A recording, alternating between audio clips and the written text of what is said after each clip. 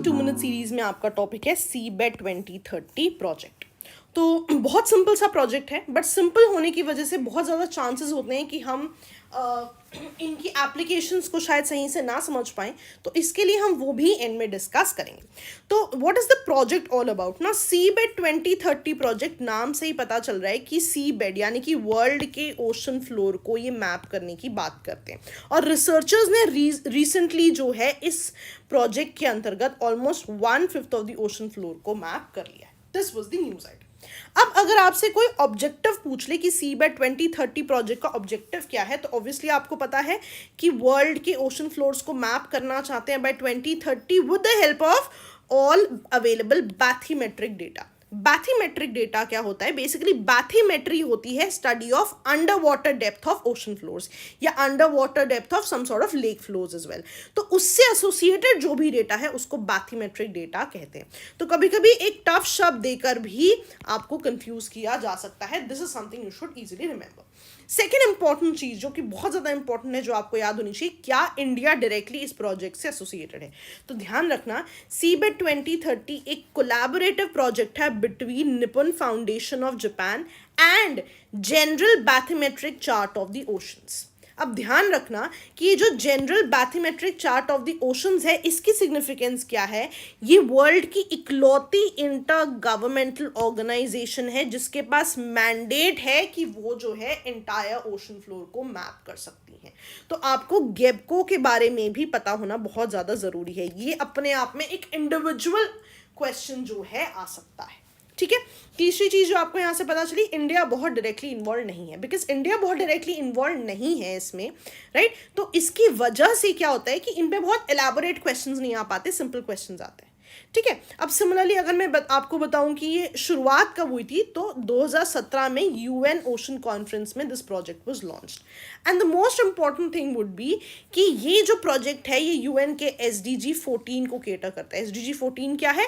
To conserve and sustainably use the ocean seas and marine resources. Very very important data, right? Not only from the perspective of prelims but mains as well. जब mains में आपको questions आते हैं कि आपको क्या लगता है कि जो SDGs हैं किस हद तक सही से इंप्लीमेंट हो रहे हैं या वर्ल्ड में क्या स्टेप्स लिए जा रहे हैं, this will be one of the steps जो कि आप डेफिनेटली केटर करेंगे कि SDG 14 को केटर करने के लिए सीबेट 2030 प्रोजेक्ट जो है चलाया जा रहा है। Now, these things are very important। ये जो छोटे छोटे पॉइंट्स हैं, this is what फेचेस you extra marks. Also जब आप एसेज लिखते हो, राइट, और आपको एसेज पे मान लीजिए आपको SDGs पे कोई ऐसे आ जाता है, वहां पर भी आप इस चीज़ों को कोट करोगे।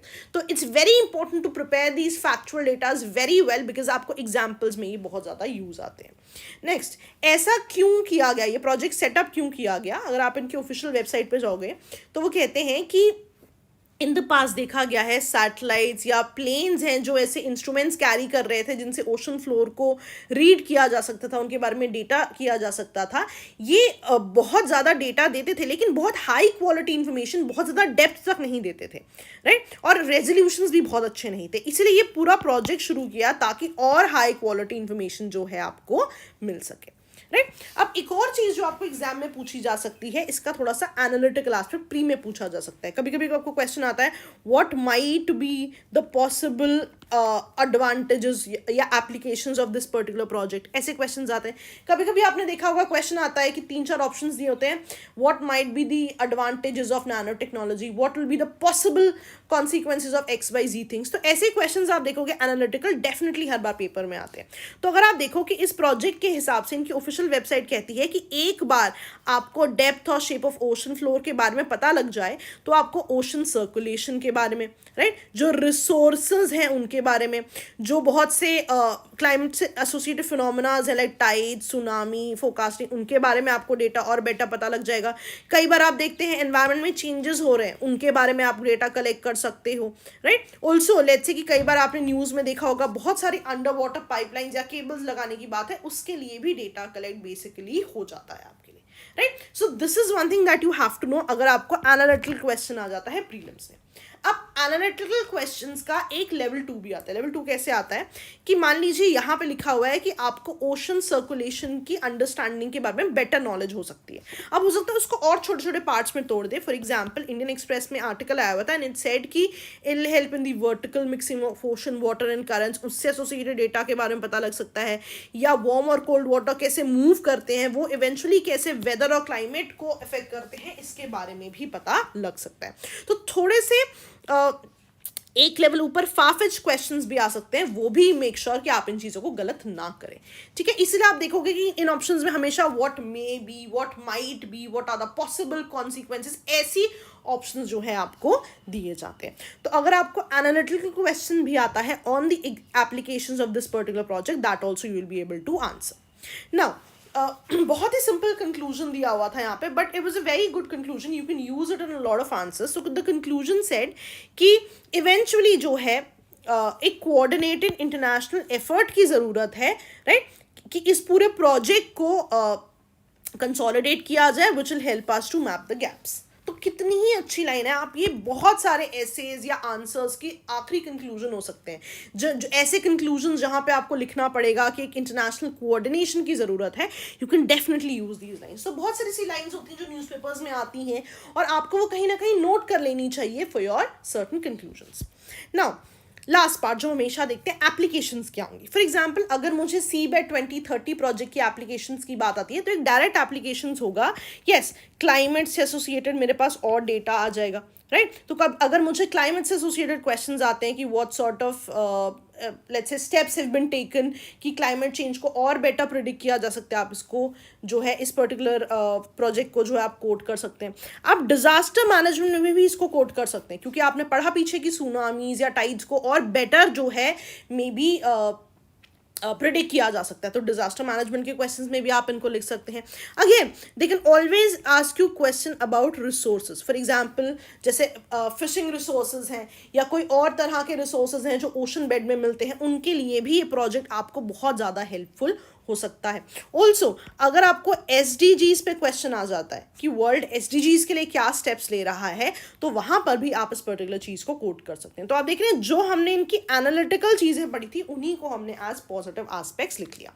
अब इसी सेम चीज को हम किस तरह से एज नेगेटिव एस्पेक्ट लिख सकते हैं। आप देखिए, आप कभी भी अगर क्लाइमेट चेंज की बात करेंगे, राइट, आप कभी भी इकोलॉजी की बात करेंगे, राइट, तो आप क्या लिख सकते हैं कि ये जो सीबेट 2030 प्रोजेक्ट्स हैं या ऐसे जो डीप ओशन वाले प्रोजेक्ट्स होते हैं, ये बहुत ही डेप्थ तक जाते हैं। तो ऐसी इकोलॉजी जो हमेशा अनडिस्टर्ब रही है, now that will get disturb और उसके अपने कॉन्सिक्वेंसेस हो सकते हैं। तो एनवायरनमेंट के कंसर्न के हिसाब से आप इसको एज नेगेटिव एस्पेक्ट भी जो है यूज कर सकते हैं। ऑल्सो अगर आप इस पूरी चीज को इंडिया के कॉन्टेक्स्ट में देखें, ऑल्दो इंडिया बहुत डायरेक्टली इन्वॉल्व नहीं है, लेकिन इंडिया का अपना प्रोजेक्ट है डीप ओशन प्रोजेक्ट, राइट। तो डीप ओशन प्रोजेक्ट में आप ये चीज लिख सकते हैं डीप ओशन प्रोजेक्ट के वे फॉरवर्ड में, राइट, कि इंडिया को जो है बहुत ज़्यादा ज़रूरी है कि वो इंटरनेशनल कोलैबोरेशंस में भी पार्टिसिपेट करे और projects for example seabed project से और डेटा कलेक्ट करे, so that India can work on this, right. कभी अगर आपको इंडिया के रिसोर्सेज पे क्वेश्चन आ जाता है तो आप डेफिनेटली लिख सकते हैं कि इंडिया जो है वर्ल्ड के डिफरेंट लेट्स से इंस्टीट्यूशंस या प्रोजेक्ट के साथ कोलैबोरेट करके रिसोर्स से एसोसिएटेड डेटा को भी आगे जो है बढ़ा सकता है। तो all these things will have to be kept in mind जब आप इन चीज़ों को कोड करते हैं। तो आप देख रहे हैं एक सिंपल सी चीज़ को हमने कितने सारे एसोसिएटेड चीज़ों में हमने लिख दिया। ऑल्सो हमेशा हम GS 1 2 3 4 के बारे में सोचते हैं, we are suppose to think in let's say in context of essays as well.